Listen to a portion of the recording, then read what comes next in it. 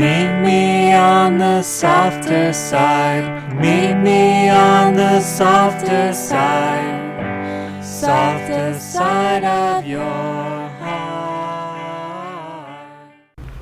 Hi there, and welcome to the Skylight Books author reading series. You can find out about this and all of our other author events at www.skylightbooks.com, where you can also browse our inventory as well as order books online. You can also follow us on Twitter or even be our friend at facebook.com.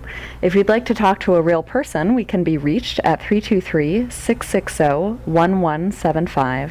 And don't forget, Skylight Books depends on listeners like you to help support us. So whether you're in our neighborhood or browsing online, buy a book or two to help ensure that we'll be around for a long, long time. Thanks and enjoy. The way this will work is that Ms. Cordova will read first, and then there'll be a Charlie Rose kind of interview with Dr. Chris Freeman. Let me tell you a little bit about Chris first. He teaches gender studies at USC, including Queer LA, including the book, and he wrote the book Queer LA. Freeman is the co-editor of the Lambda award-winning The ISHERWOOD Century and the Lambda finalist Love West Hollywood. Jeanne Cordova, MSW, Master in Social Work, activist, publisher, and author, is a pioneer, founder of the gay and lesbian movement on the West Coast.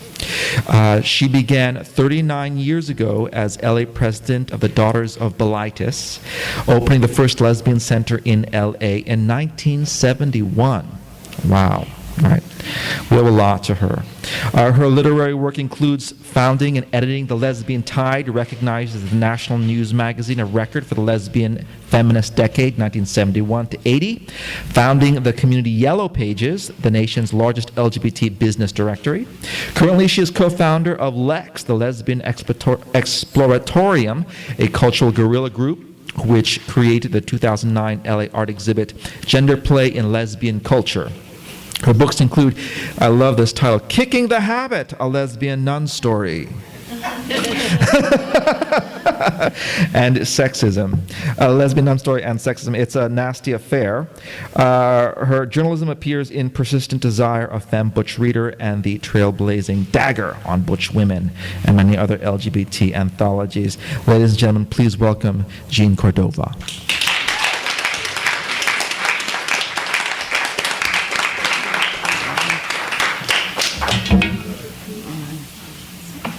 Hi, everyone. I'm taking in everyone. Many faces I know. Ariana, you have a seat. I hope you've enjoyed the slides presented in a loop by my partner, Lynn Ballin. So, they're pictures that appear in the book. So if you get the book, then you can see them up close and find out what they mean. The way we're going to start off tonight, or this afternoon, I think where we're going to start is, I had this very down here. Where's my drag queens? Ah, they're there. Okay. I thought I'd present just for like 9 minutes or so before we do the questions. 2 little short stories. They both kind of involve, especially the second one, direct action, which we did a great deal of and which I think relates a lot to young queers today in the Occupy movement, and ACT UP was a great example of that. So I want to take you back, way back, like 40 years this year, to the night of June 27, 1971. And we were out on the streets, we meaning a great big bunch of queers, were out on the street. It was Gay Pride Day, 1971. So I'll start kind of in the middle. I'm 23 years old, and Morris Kite, who's with me, is 53. So Morris Kite, how many of you know who he was? He was probably the leader of the gay movement in LA for the first decade, and his background was the civil rights. So I'm going to read about that night. Back there, then, the Gay Pride March was not called Gay Pride, and it was not in the afternoon. It was at night, because we couldn't get a police permit, and the police chief, Ed Davis, didn't want anybody to see us, so it was supposed to begin at 6 o'clock. On June 27th, the night of the march, which we called a march, not a parade back then, despite the widespread rumor that the LAPD was going to shut down the whole damn gay march and arrest everyone, 2,000 gay people showed up that day. And keep in mind, that was the second year it was held in LA. So 2,000.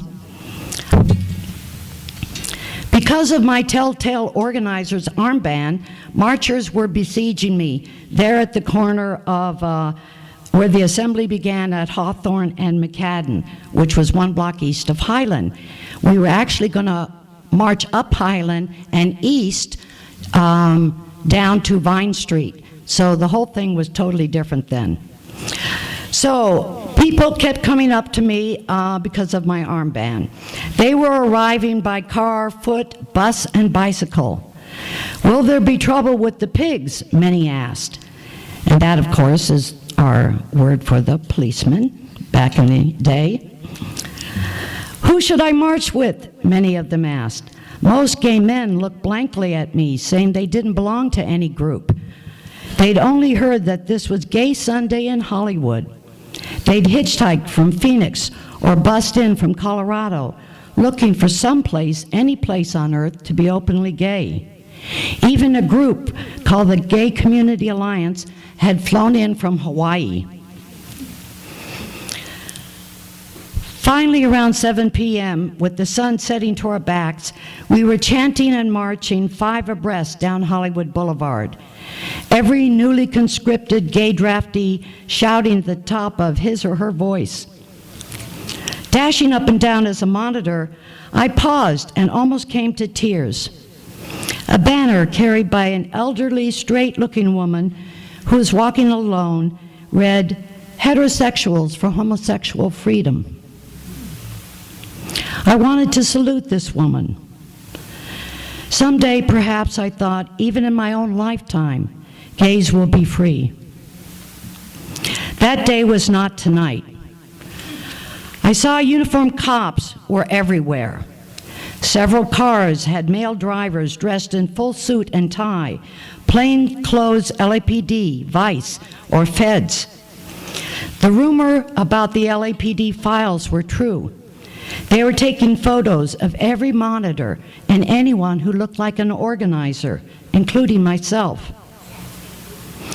When I was a social worker in South Central 3 years before that time, which was 1968, and it was 3 years after the Watts Rebellion, I'd seen many armed young men and learned that the FBI's counterintelligence program was all over the black community.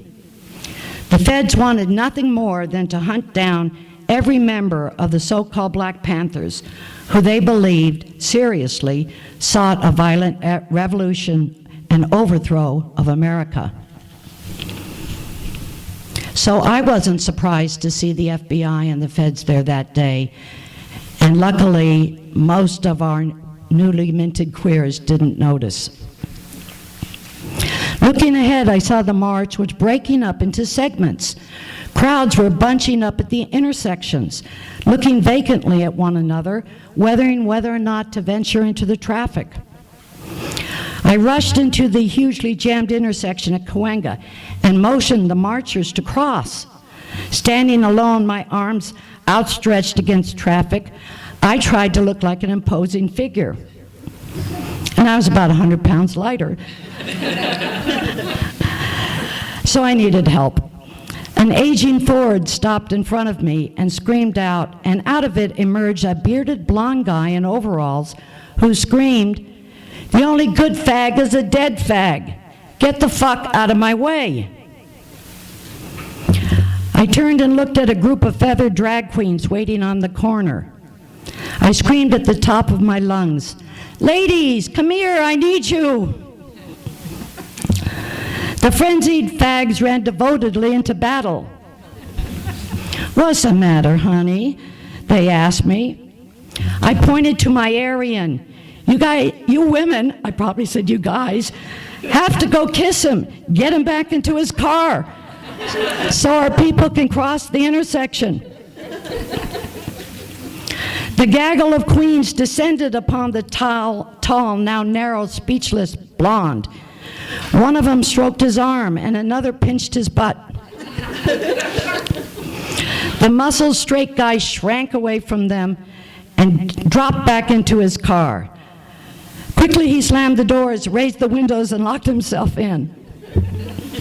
Dragophobia had saved the day. Right on, I yelled at my sisters through the now safe intersection, and off we went. The 1971 commemoration of Stonewall was the first of many grassroots events that I did with my mentor Morris Kite over the next decade to fight for the rights of gay men and lesbians, struggling not just with politicians, but with other gay leaders and lesbian leaders to keep our burgeoning movement from straying from its grassroots base. Still, it wasn't until 3 years later, in 1974, that one of our particular efforts at making legislative change finally met with a great success. Now, one of the things I had learned from Morris was to think outside the box, to revel in the unexpected. But I was more than a little shook up that summer when he called me, and he had also called Troy Perry, the founder of the Gay Metropolitan Community Church. He called us over to his McCadden Place house, which was sort of movement central, and he asked us to volunteer to be arrested as sex criminals. Morris had decided that the quickest way to bring down the California Penal Code against sodomy and oral copulation, and these two things were crimes back then. So if any cop looked at you and thought you were a gay or a lesbian, he thought you were guilty of sodomy and or oral copulation, whether or not he ever saw you doing it. It was kind of synonymized, put together. So Morris decided we had to get rid of this. Okay, so his idea was to get a gay couple, a lesbian couple, and a straight couple to publicly confess to these sex crimes and trick the police into arresting us. Those couples turned out to be Troy and his very young lover, Steve Gordon. Couldn't have been a day over 20. Of course, Troy was about 26 at the time. A straight male couple named Jeannie Barney and her boyfriend, and me and my lover of the time, Bijo. I hesitated when Morris brought up this caper, but I'd always found it difficult to say no to Morris. Finally, I said a qualified yes, but when I went home, Bijo did not share my readiness to be arrested as sex criminals. She panicked when I brought home the legal paperwork for us to sign. She said, "I haven't come home to my parents in Iowa. You're out of your mind." And she had just 8 years before been discharged from the Navy, so it was exactly what she didn't have in mind. It was eerily quiet in our apartment that night as Bijo and I didn't speak. I wondered if Troy's new lover, new to the movement, was making things tense at his house too. I had noticed that Morris Kite didn't put himself forward as one of the couples. I quickly called him. "I don't have a lover," he pled. His role in the plan, his plan, was to make a citizen's arrest and haul us down to the Rampart Division Police Headquarters after the press conference. "I don't suppose you have a backup lesbian couple?" I asked Morris, because Bijo still hadn't said yes. "No," and I remind you, it was 1974, Morris said, "I can't find any other out lesbian couple willing to get arrested as sex criminals." "But don't worry," he said, "our lawyers will be at the police station to bail you out as soon as possible." That evening, the last evening with Bijo, passed like time on a broken clock. Finally, I heard her call into work to say that she'd come on down with a cold and needed tomorrow off. By the time she and I arrived at the Los Angeles Press Club, another little detail Morris hadn't told me, there's a press conference first before we get arrested, Bijo was covered with anxiety and sweat, with cameras flashing and microphones popping under the bright lights of the press club. Somehow, that moment, the risk felt surreal. I read aloud from my carefully composed statement, after the others did also. I am here in the name of thousands of lesbian mothers who have stood before California judges and heard, this woman is unfit and she has no right to raise her child because she is homosexual. All over the country at the time, lesbian mothers were losing custody battles because they'd walk out on their husbands and the first thing the husband would do is take them to court for the kids. I am here in the name of hundreds of lesbians who have been dishonorably discharged from their services, thrown out of their jobs, their homes, their churches. In the name of those whose lives have been ruined in the name of this penal code, I demand to be arrested. I went on to recount the case of 2 women in Michigan having been arrested by a forest ranger for making love in their camping tent in the forest. One of them had just finished serving 3 years in the state pen. By the end of the press conference, the LA Times had shown up, but the police had not. Morris stood up and arrested us in the name of the great state of California. He promptly loaded us into a bus, bannered with the sign, "The Felons 6," in which we took a very slow but very public bus ride through all the major boulevards of Hollywood and downtown to LA Rampart Division, waving at all the passersby, sending them our message.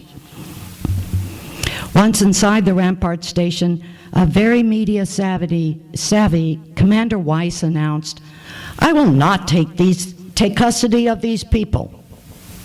We did not see the crime in action.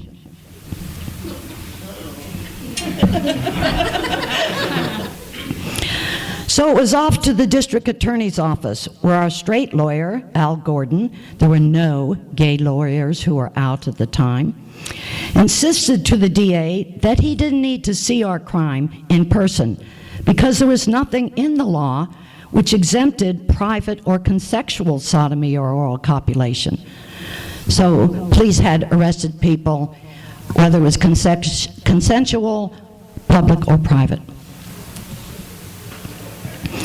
Assistant DA met with our lawyer behind closed doors. This took almost an hour. We, the felons, and our entourage waited, standing with a hopeful Beej and young Steve, while the entire DA staff gawked at us, the self-confessed homosexuals. Finally, a much distressed Jacobson came before the gathered press cameras and said, "Any groups or individuals who wish to change current laws in California should take their complaint to the state legislature. I didn't make the law." Then he instructed his officers to escort us out of the office. Being arrested for trespassing seemed anticlimactic and not on message, so we cleared out. Once home, we printed thousands of leaflets urging gay couples to openly break these penal code laws. Months later, in the summer of '75, California Governor Jerry Brown, pushed strongly by Morris and the whole damn statewide gay and lesbian movement, signed an executive order overturning California's anti-sodomy laws.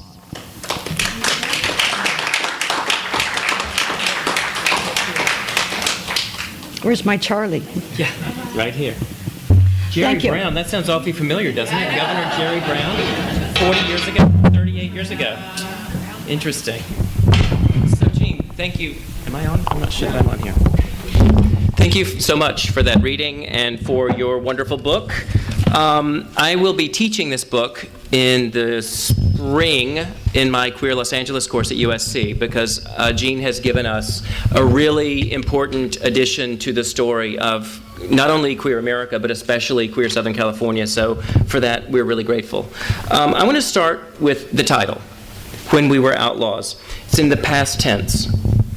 So I want to know if that's intentional. Is it a challenge? Is it a lament? Is it a confession?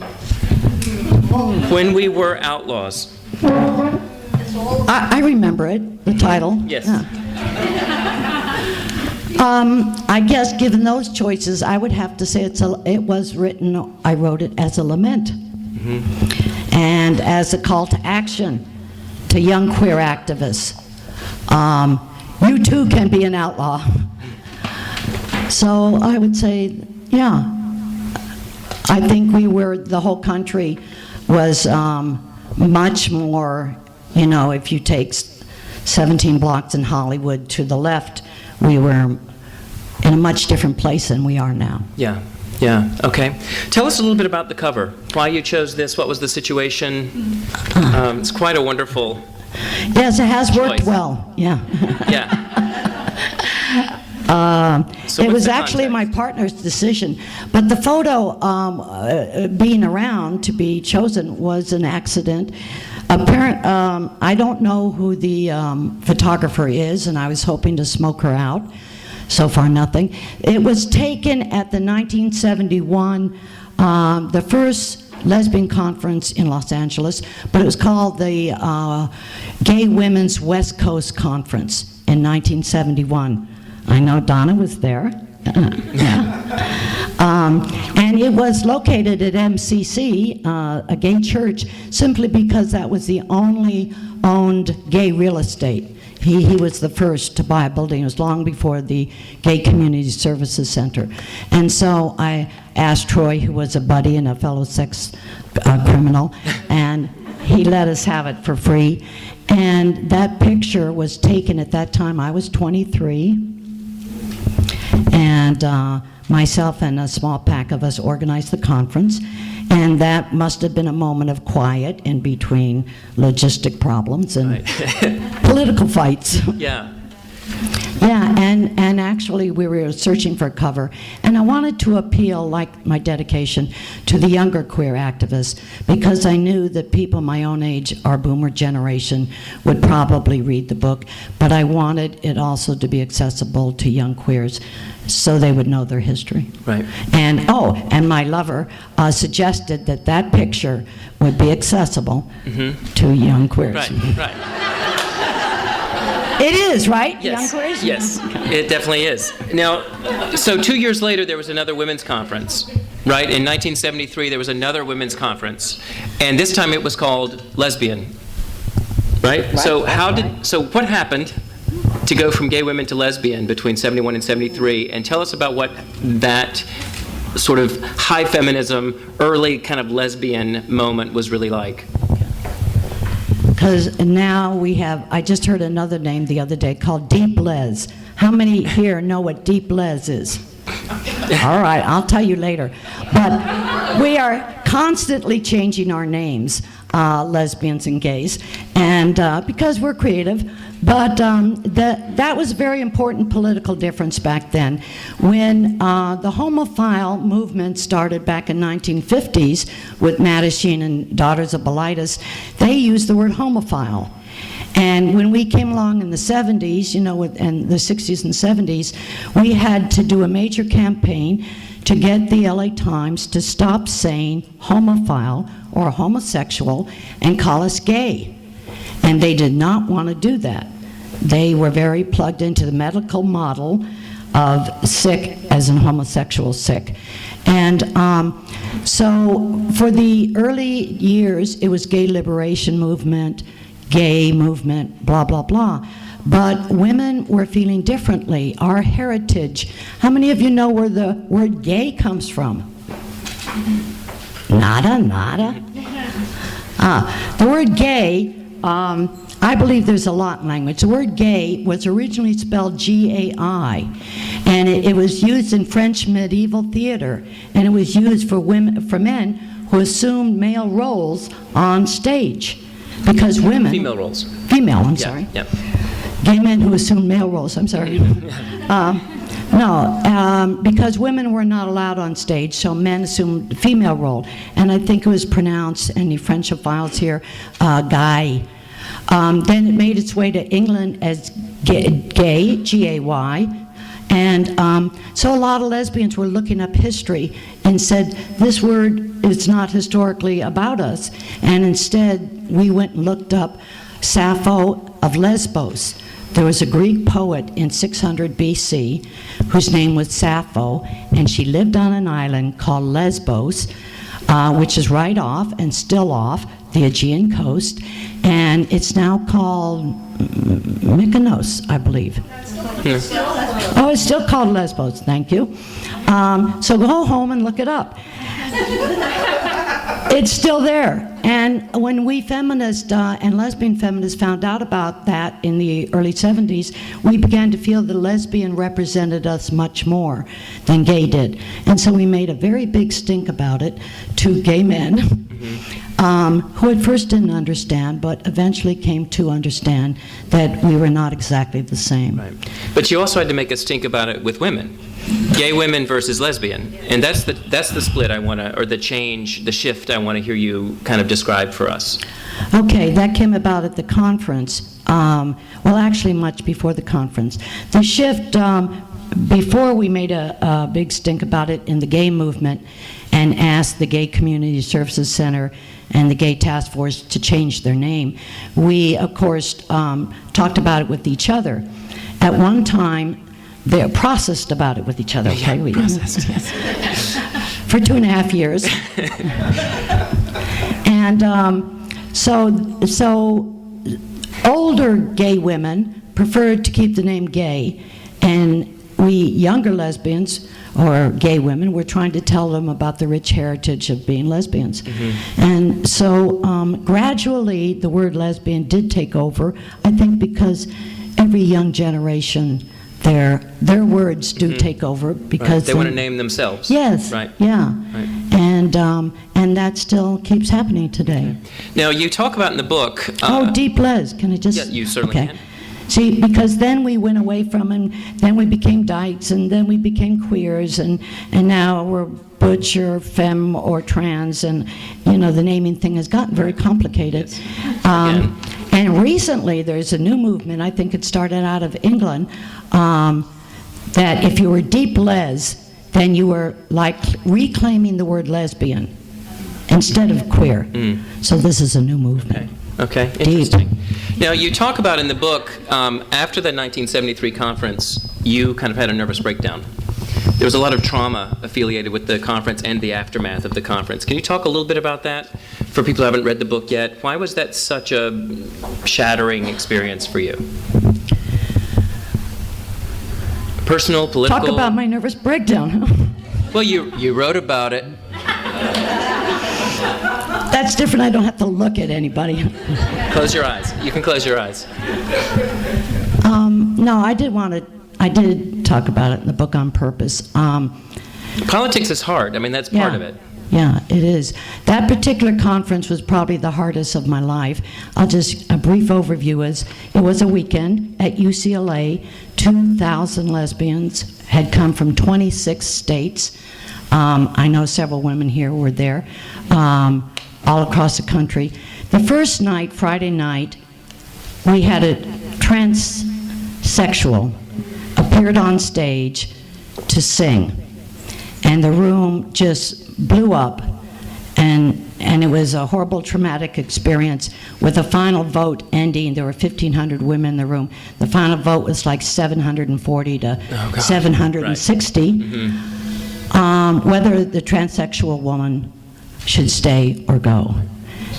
The next night, Kate Millett, who was our chosen keynote speaker, Saturday night, appeared on stage like totally drunk. Oh, great. You and I should have thought about that for tonight. The following morning, Robin Morgan, who was a famous editor of Ms.,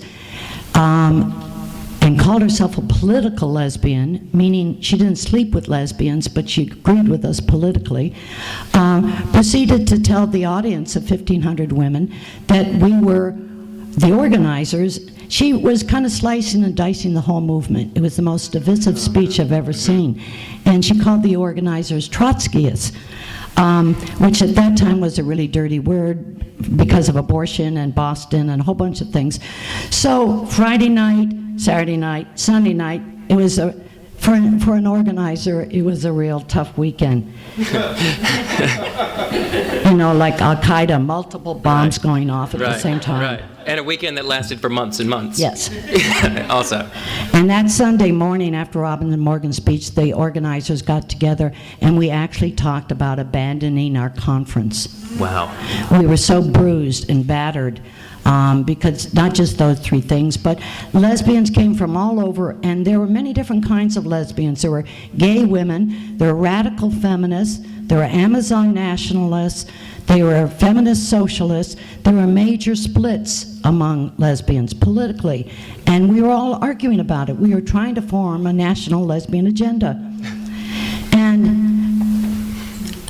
I didn't get the nervous breakdown on Monday morning, but in the next 2 months, everybody went home and wrote about it in all the gay press. Mm-hmm. And it just got me down. Mm-hmm. The organizers were accused of being politically incorrect in several specific ways. Mm-hmm. The other thing was my Trotskyist lover broke up with me that weekend. Mm-hmm. And it was actually a disastrous sort of way because technically I broke up with her. You've all heard this before. Yeah. But when we were accused of being Trotskyists, I kept waiting for her to say, no, I'm the Trotskyist. But she didn't. So there was two things. It was the political and the personal betrayal. Right.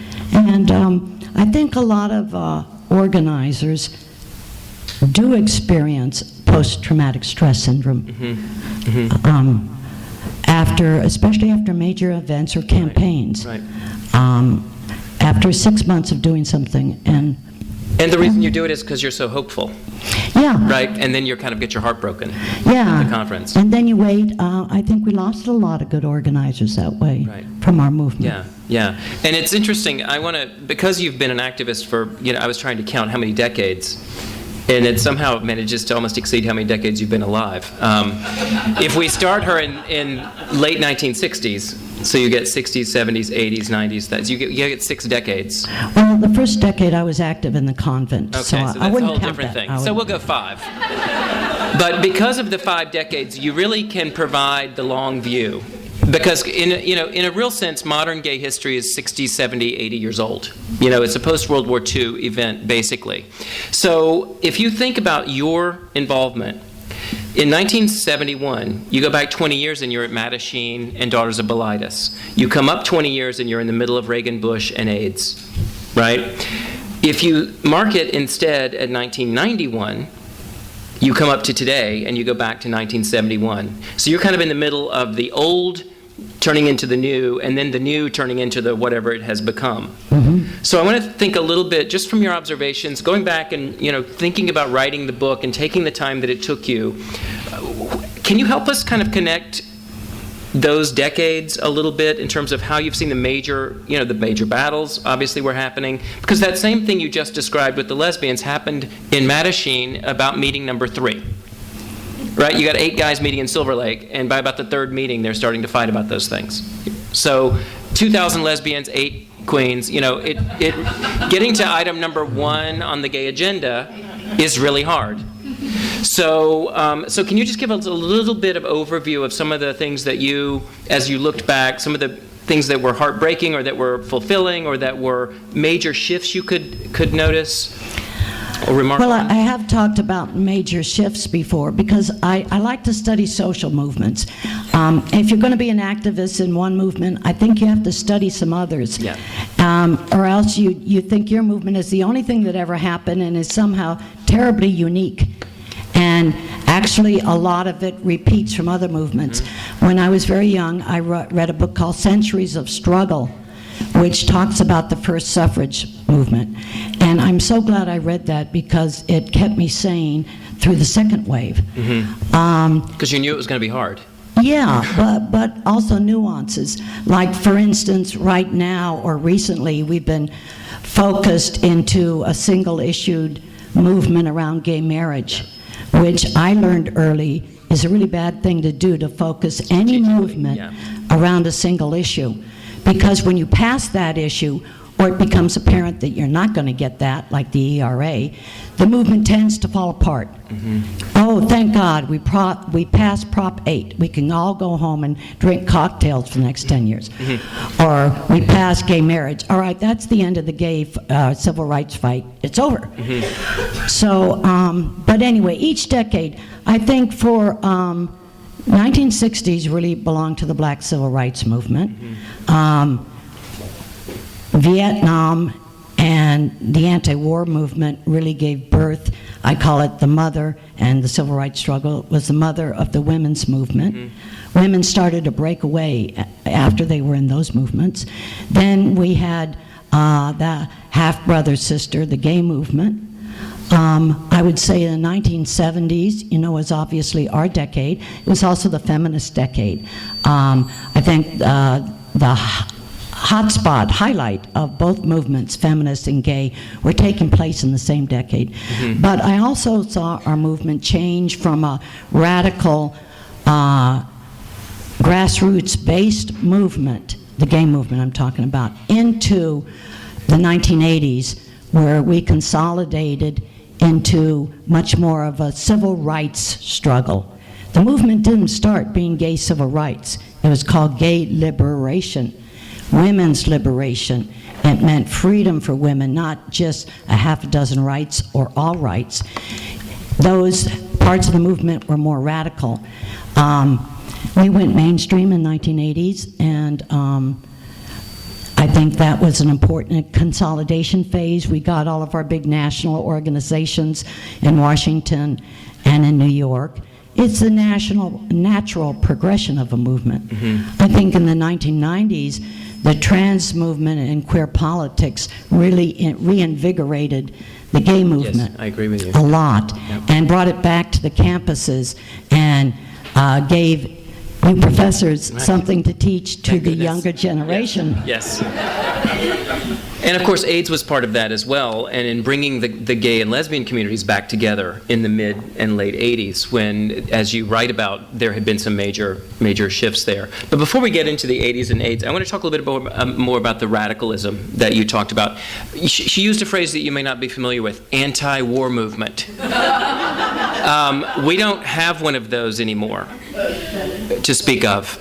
You don't see it that we had back in Vietnam. And so in the book you talk a lot about your work with the LA Free Press and what you call advocacy journalism. And I'm not sure that we all are familiar with what that means. And I want to talk a little bit about your work as an advocacy journalist, and also about the notorious and the notable stories that you did back in the, 72, 73, 74, in that period? Through, the book kind of runs up to 1976, but there's so 71 to 76. Okay, so about a 5-year period. So talk about advocacy journalism. The Lesbian Tide was also an advocacy paper.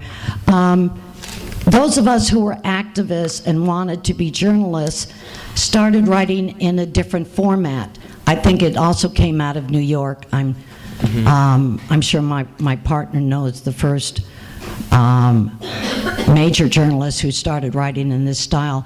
But I had started the Lesbian Tide and was falling in love with journalism. I really started loving it. But I didn't want to give up being an activist.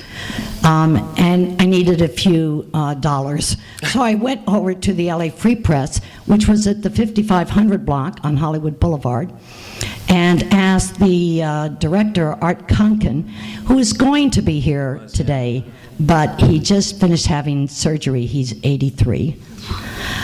So he sends his love to any old and readers he's rallying, of the right? Free. He's doing okay. Yes. Good. Yes, he's very ornery, so I think he'll last. So you went and asked him for a job. Yes, because I wanted to learn more about this journalism. I had majored in social work and gotten my degree, graduate in social work, but then afterwards I fell in love with journalism because you could be an activist and a journalist. So advocacy journalism was the way we all began to write and not dropping the veneer of objective journalism and being open and using the first person and claiming that you were a participant in the stories or the movements that you were reviewing. And the press, the gay and lesbian and feminist press, grew enormously. You know, before internet and before cell phones, we did really talk to each other. And the way we did nationally was through a press. There must have been, I would say, probably somewhere close to 100 newspapers. Every city had its gay paper, its feminist paper, and several others. LA at one time had 5 or 6 prominent gay papers, and the left had its paper. So that's how we talked to each other. You sent out a press release, and 70 other newspapers would print it and talk about the issue you wanted to talk about. So it was almost as good as the internet. It was a lot slower, but it worked. And we were all embroiled in advocacy journalism and openly writing as journalists from an I place. Okay, tell us about one or two of your favorite, most notorious stories that you did for LA Free Press. I put my favorites in the book. Including, let me see, probably the one that was the most touching was interviewing Emily Harris of the Symbionese Liberation Army. You know, when they captured Patty Hearst, a year later they were also captured, and Emily Harris was one of the SLA members. And I was very touched by being with her in jail. I guess because she was my own age, and she brought up the question to me in a very personal way, like, why haven't you picked up a gun for the revolution? Yeah. And women were asking each other that. Activists were asking each other, should I step over that line? Am I a coward for not doing that? Mm-hmm. So Emily made a really big impression on me, and I just followed her all the rest of her life. She came out as a lesbian maybe 15 years ago. The other was curious. I tell the story in the book about a Nazi. He was captain of the El Monte branch of the National Socialist Party. And I should have hated him like he was a major pig. And he blew up, tear-gassed a Rosenberg rally, which was for 2 people who were accused of spying, and he, you know, went around throwing bombs. Luckily, no one had been hurt. But when you come face to face with some of these people, and I saw the amount of hatred in his rage, and I guess that interview was important to me because I kind of recognized, well, rage, that depth of rage was the same on the right as on the left sometimes. And I wondered if that depth of hatred could really change society. Yeah. So these people brought up lessons. These are, I'm telling you in the book, these are fascinating stories, and the details that you give us are really, I mean, you know, we sit here in the world of, oh, the enemy's Fox News. Well, the enemy back then was not Fox News. And so it's really interesting to kind of think about the difference between the left and right of today and the left and right of 30 or 40, well, 40 or 50 really years ago. So it's quite interesting. The enemy was the cop on the corner, for one. Yeah. And, well, she tells a great story about, it's the story where you're being taken to interview your Nazi, right? And you're blindfolded and this whole thing. Well, clearly at one of the meetings, I may be conflating 2 stories, but at one of the meetings there was an FBI informant. Right, because there were only how many of you in the room, and the FBI knew about it. There were, what, 5 of you? Six of us in the room. And one of them that was with the Weather Underground. That's right. So they had maybe more reason to be there. But what I was shocked the other year during my research, I was down at One Archives and I found a leaflet of the first conference I just told you about, the 1971 rather peaceful conference at Metropolitan Community Church. And they have FBI files there. I should have brought it today. But the FBI was there also. Yeah. Because they later declassified the leaflet we had run. The main leaflet of the conference they had picked up and scribbled on, and so they were at all of our events. Right, and these are the J. Edgar years. Yes. Of course. So, they were everywhere, and you came in very close contact with a lot of that. So, I mean, there's a whole lot in here, including some great lesbian drama, but that's another whole. Let's talk about some local issues for a bit. The Gay Services Center, you were one of the early people involved there, you and Morris and a few others. That was also complicated and difficult. So tell us a little bit about what those struggles were and how you tried to work through them. I wasn't involved in the early birth or early years of the Gay Community Services Center. You came on second decade of it, I guess. No, Morris had asked me to be involved, and when he was starting in '71 with the others, but I said no at the time. And looking back, I think I would have still said no. And the reason I did is questions like him helped me define. I said, I only have one lifetime, and it could be really short. I want to stay involved with lesbian things. And I knew if I joined that project and or others, I'd be involved with the gay thing. Mm-hmm. And it's turned out to be quite an involvement, the Gay Center. And so I said, no, I'm a lesbian primacist.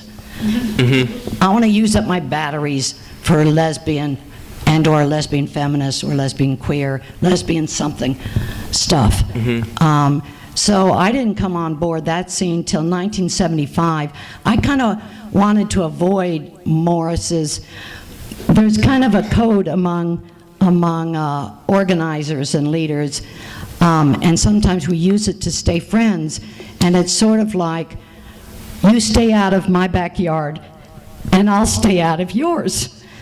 And sometimes when you have a bunch of friends who are also creating their own projects, so I wanted to respect that, another reason, and stay out of Morris's, because I wanted to work with him on joint projects. So against my better judgment, I took this part-time job at the Gay Community Services Center, just because I needed the money. And I had my job at the Free Press and a little bit of funds from the Lesbian Tide, and I was really 35 broke. cents an issue on the Lesbian Tide, by the way.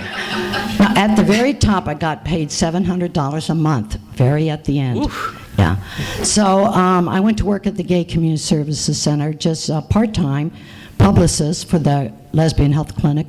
But then I sort of landed there in the middle of a lesbian separatist riot that was on its way to forming, mm-hmm. and that resulted in the strike. On May 1st of 1975, the Gay Community Services Center fired 16 employees on one day. Most of them were lesbians. The fight was over whether the center could incorporate feminism or not. And so in response to that, we, meaning the lesbian feminists and the radical gay men, issued a strike against the center. And it's a famous part of LA's history, so I wanted to tell it in the book so that people would know. Those kind of clashes happened in every other city in the country between gay men and lesbians at the time. In our city, it took the formation of a strike, but in other cities, all different kind of formations. And way back then, we had a generation of men who were not born and raised by feminist mothers. They were really very, very sexist, chauvinist pigs. Mid-century men. Yeah. Still. Yeah. They would all be in their 70s mm-hmm. by now, 70s and 80s. And they were just like really horrible in their perspective on where women belonged. And nowadays we need lesbian separatism far less because nice guys got born.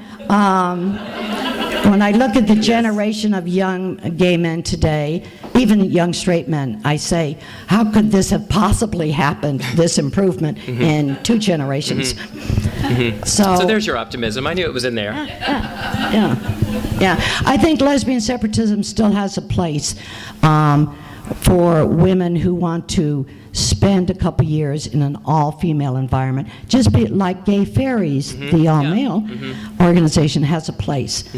But part of what was interesting for me reading those stories, again, the political aspect of it was beyond sexual politics, and was also politics. Part of the women were divided by which women were communists or socialists and which ones weren't. So it became a labor versus a gay kind of situation. And that's part of the history that even people who are fairly, have a fairly good depth of knowledge on these issues, communism is not something we kind of deal with anymore. So it's really interesting to see that in 1975, that was a split among the women in this strike. well, today, they call Obama a socialist. Yeah. Yeah. So it's a very interesting other level of the kind of history there. All right, a couple more things, then we're going to open it up to you guys. One thing is a kind of personal question, which is just about the process.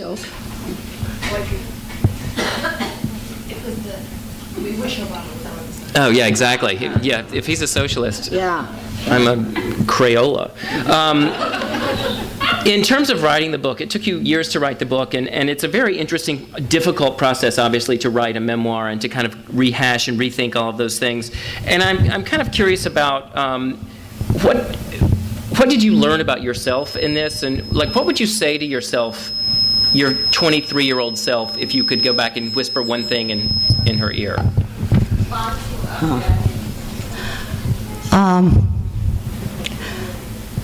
And it's not, it gets better, I hope.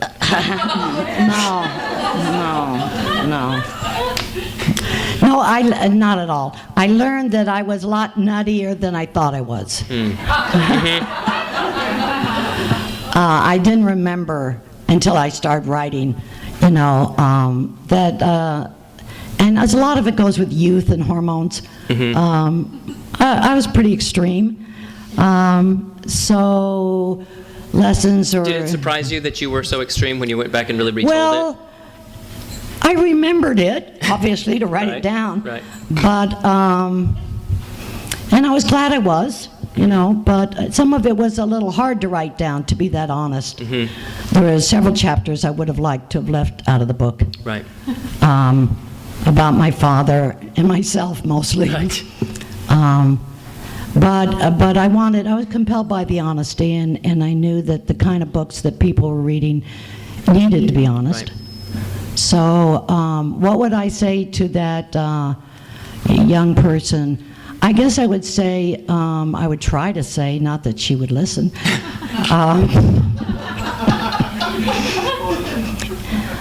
I guess I would say, don't take everything so seriously. Chill out. Don't take it personally. Mostly don't take it personally. Yeah. These movements come and go. They do these things, and it's really not all about you. Right. Those 17 things that happened negatively, it was not all about you. So don't go home and feel terrible that it was all about you. Right. And that's...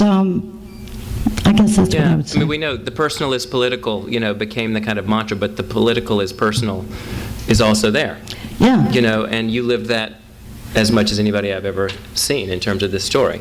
Yeah. They're inextricable. The political you and the personal you are inextricable for these years. Yeah. So. And for the next, until I was probably around 50. And I also wanted to show other young activists, I dedicate the book to queer young activists, that the struggle between having a personal life and a political life is very worthwhile, and that you can handle it. And I believe that we're all called to activism. I don't believe in being born to consume. And so I wanted to kick butt a bit on that one. And one last question, and then I'm going to open it up to the audience. But you did a favor for one of my students a couple months ago and did an interview about being Chicana, Butch, lesbian. And you also, I think, when you're writing the book, you're very much in that mode as well. So can you talk a little bit about sort of your kind of grown-up Butch identity and what that, does it feel different than your kid Butch identity, and sort of how that, let's kind of conclude with that and then we'll open up to questions from the audience. A lot of my friends wanted me to put more about being Butch in the book.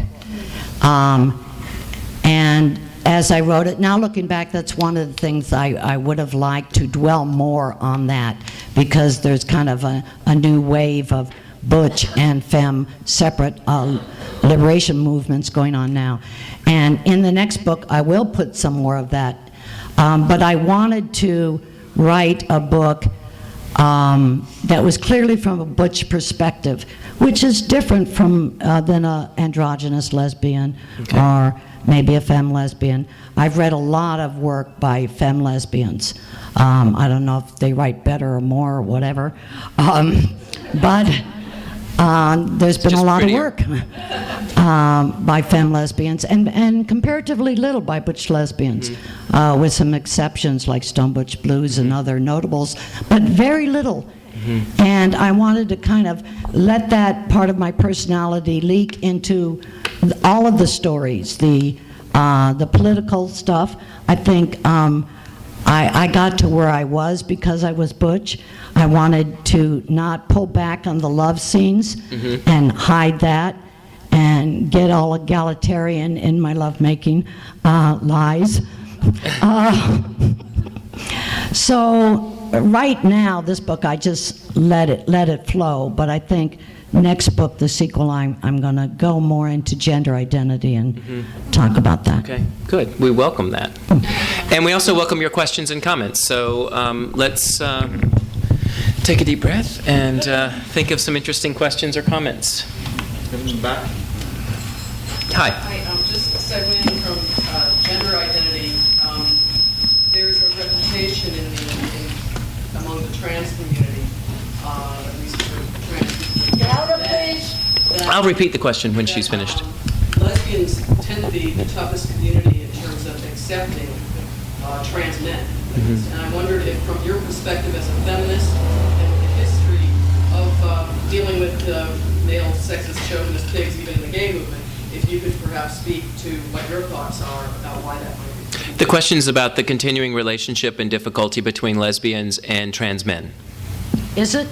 Yes. I wasn't quite sure. Is that? Yes, I wanted to hear your thoughts as to whether you had any perspective. Is that changing? I mean, especially since you connected back to the trans woman that was the problem in 1973. Well, I don't want to say she was a problem. It was the first became event. a problem, yeah.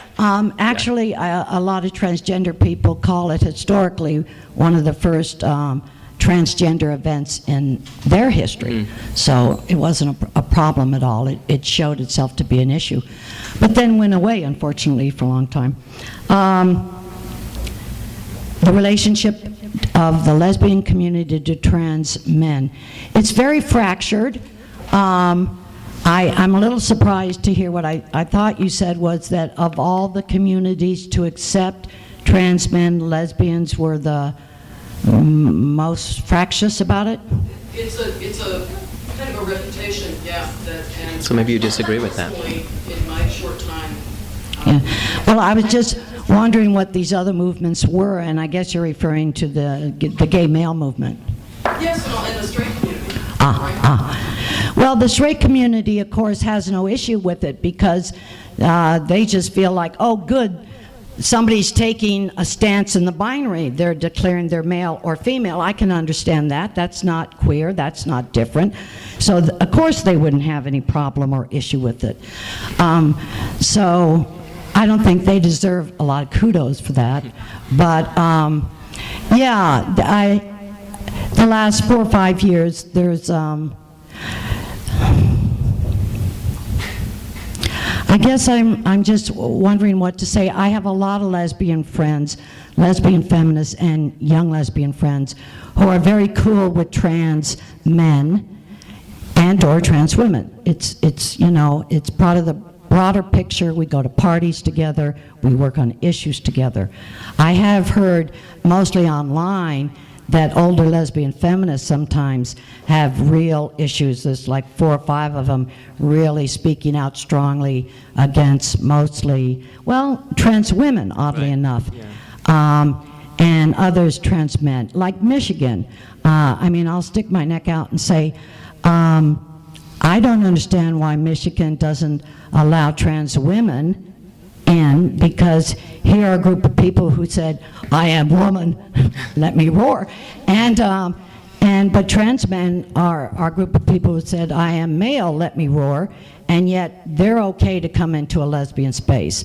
So I think it's kind of flipped around backwards, but all I can say is that when I've talked in the Butch Voices conferences and other places, that I think that we are allies. The whole trans movement and the lesbian movement is that we are allies. We have a lot of crossover. There's a lot of trans people going with lesbian women or lesbian people.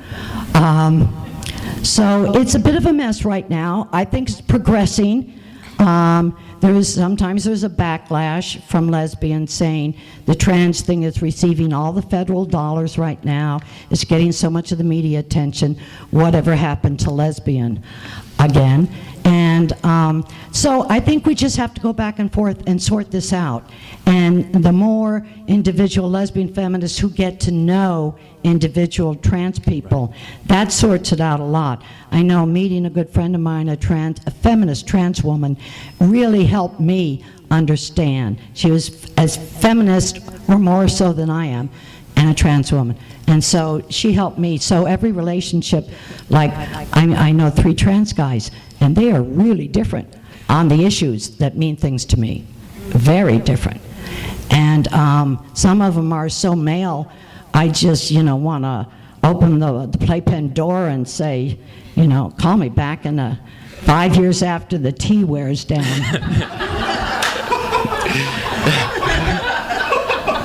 But maybe that's because I'm 60, Does that answer help? Yes. Does anyone dare follow that? Actually, I saw you had your hand up. Yes. You write that homosexuality is people's lifestyle of the future. Do you still believe that, and what are your predictions? You must have read the Free Press. But that particular essay wasn't in this book, was it? Oh. It was on the slide. Oh, the clip, yes, because I did write that as a Dyke columnist for the LA Free Press. I wrote a whole essay on how and why homosexuality is the lifestyle of the future. And I do see it happening. I wrote that in 1973, and I see it more and more in the gender blending, gender bending. Not even straight people want to get married so much anymore. In the old definition, they're looking for new ways to put together family. And we as queers are showing them a lot of possibilities. And I just think when you take, I think it's very economic. As I said in that early essay, when God was calling Moses out of the desert and saying things like, go forth and multiply, he was talking to like a crowd of 400 or 500 people. It wasn't a big thing. And there was the Iraqis, 300 people tribe, and then the French and the Celtics, maybe they had 900 people. So he was talking, those biblical pronouncements, go forth and multiply, was an economic imperative. No one's saying that anymore. And that's why one of the reasons I think that much more queer blending and separation of procreation from marriage is well on its way. And it's a good thing. I think a lot of straight people, and sometimes we, queers, are frightened. Oh no, what if marriage falls apart? The marriage rate is at 55%, or the divorce rate. And I think things need to fall apart in order for new things to build in the space they were taking up. And I still do believe that, and I have seen more of it happening. Mm-hmm. It's interesting you wrote that before David Bowie was really famous. So following up on what you just said, for return to one of Chris's earlier questions. I remember, in those days, the arguments among lesbians and queers were about what positive critique of the system do you want to make? Is it capitalism? Is it patriarchy? What new thing are we going to bring into being? And as you said, in the 80s and 90s, it became much more about putting out fires in the face of the city's epidemic, and then about securing practical, particular rights. Do you see some new positive critique and some new positive vision of a future emerging out of the young queers that you're working with now? I certainly see it theoretically, at least, in the Occupy movement. Do I see it with young queers? I think so. Traces of new forms and what they would do among the more artistic community, the more activists. I think this whole questioning gender and inventing gender is part of making a new way to evaluate human beings. So yes, I do think they're not talking about it the way we used to talk about it, like revolt, but they do throw the word revolution around a whole lot. So systemic change, I think. I wish we were more concentrated with a louder voice. Yeah. But is that what you mean, Robin? And more of a critique of patriarchy than capitalism, I would say. Right? Gay Inc., emerging in the 90s especially. Did you want to follow up on that? No, I didn't. Oh, no? I wanted to go backwards. Okay. I was just going to mention UCLA, the conference at UCLA. For me, I came out late, like at 31. I think that's how old I was. That band that came from Chicago and performed, that changed my life. Oh my God. That was the most, there was a band from Chicago. I think they were all. It's called Lavender Women. No, it was called the Something of Women Band. Family of Women. And somebody played the fiddle, oh my God. Now, why did that change your life? I just never, for me, it was just so beautiful and so different from anything I'd ever seen as a possibility in my own life. I just was, plus everybody was half naked. We get to the truth.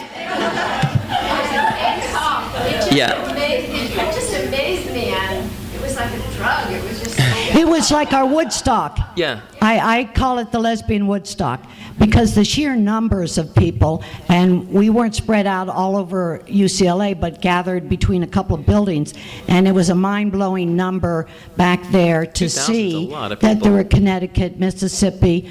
I was driving down Wilshire Boulevard on one day, and I saw walking along this odd-looking woman. She had a wool cap on her head and long black tresses, and she was dressed like she had come from Maine or something, walking down Wilshire Boulevard. And I said, I'll bet she's a dyke going to the conference, and maybe that's the only clothes she could put in her thing. So I stopped, and I picked her up, and sure enough, she was a dyke going to the conference. And she was from Maine. And had hitchhiked the whole time. Wow. So it was a lesbian Woodstock, and there are a lot of pictures. I saved a lot of the photos of them down at the One Archive, and maybe we'll do a presentation. Donna. people could see pictures in old copies of Sister. Yeah, in this newspaper too. Yeah. Yes. In Sister newspaper, there's a lovely collage of the conference. It's really famous. I've used it a number of times. Yeah. Along with the Lesbian Tide, there was also a newspaper in LA called Sister that Donna worked on, and everybody who was any sort of queer woman read both papers religiously, and that's how we stayed in touch with each other and knew what was going on and told each other, and we did a lot of gossip was in there too, in a veiled sort of politically correct way. Yes. Different question. Yes. Right. Any electronics were considered male. Do you consider technology today? That's interesting. I hadn't given any thought. Just to tell everybody what she's talking about, there's a a scene at the San Diego Women's Festival where I say they didn't allow electronics. There were no electric guitars or anything else electronic, because electronics, particularly the male electronic guitar, was considered patriarchal and could not be on women's land. We were extreme. That's very interesting because, you know, that's the new way we're doing everything, the new power source in the Western world is plug it in or don't plug it in. And it was invented by our government and later by men in the Silicon Valley. And it's hard. That was a throwaway to you. Oh, stop it. I was thinking about touchpads myself, and I thought that was much more lesbian. That's an interesting question.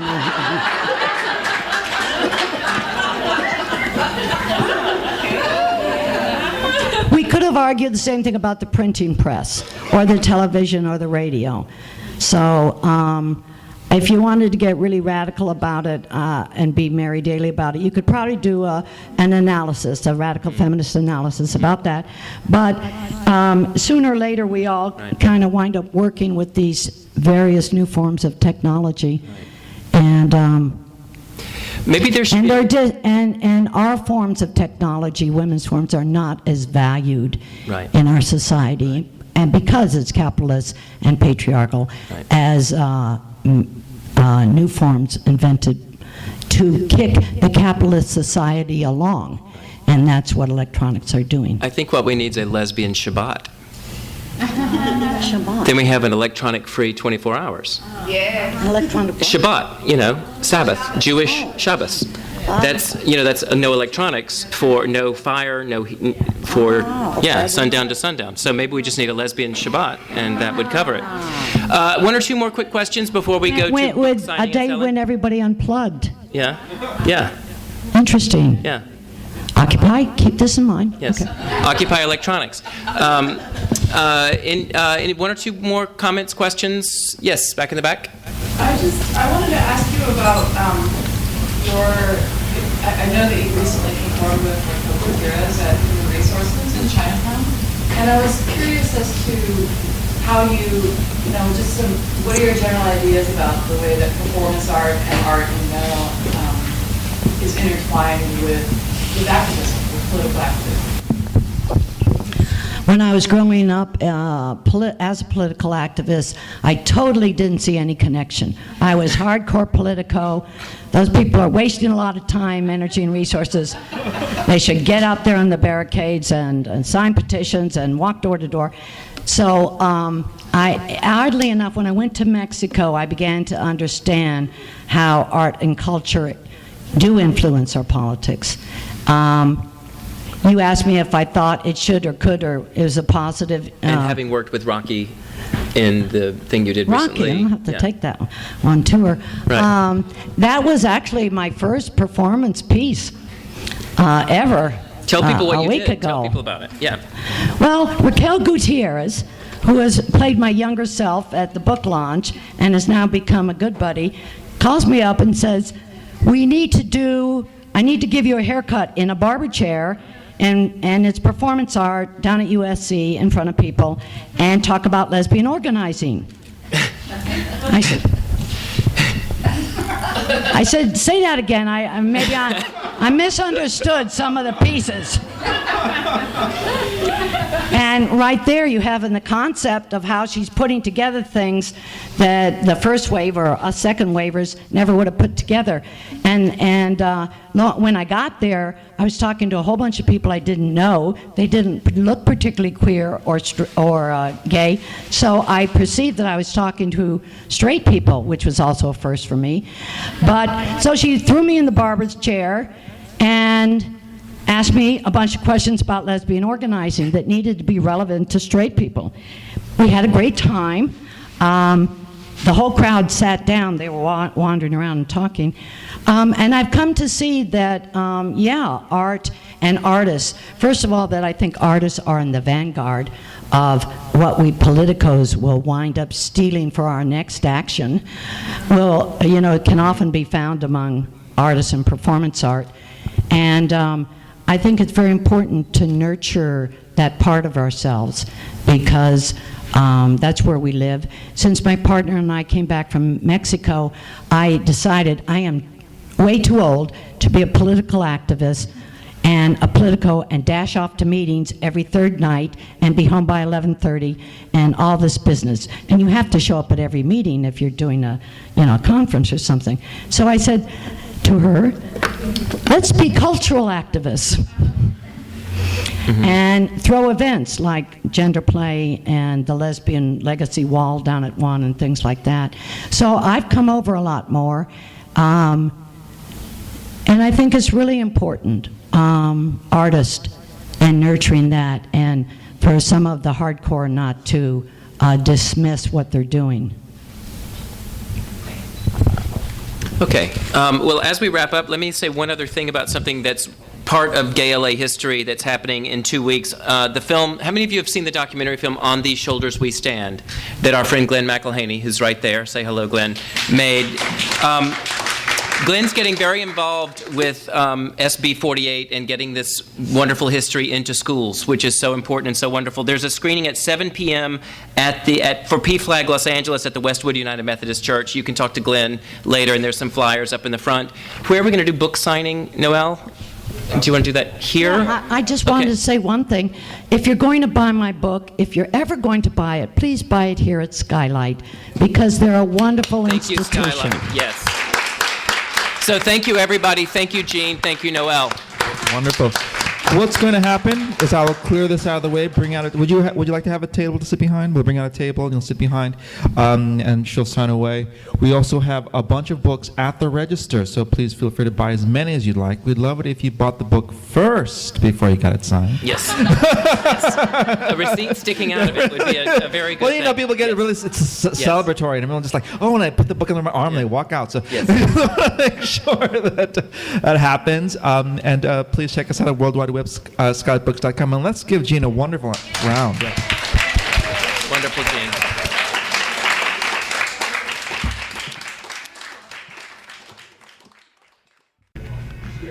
You have been listening to the Skylight Books Author Reading Series. Don't forget that you can check out this and all of our other great podcasts at www.skylightbooks.com. Today's music was provided by Fragile Gang. You can check them out at MySpace, Facebook, and the iTunes Music Store. Thanks for stopping by, and we hope to see you soon.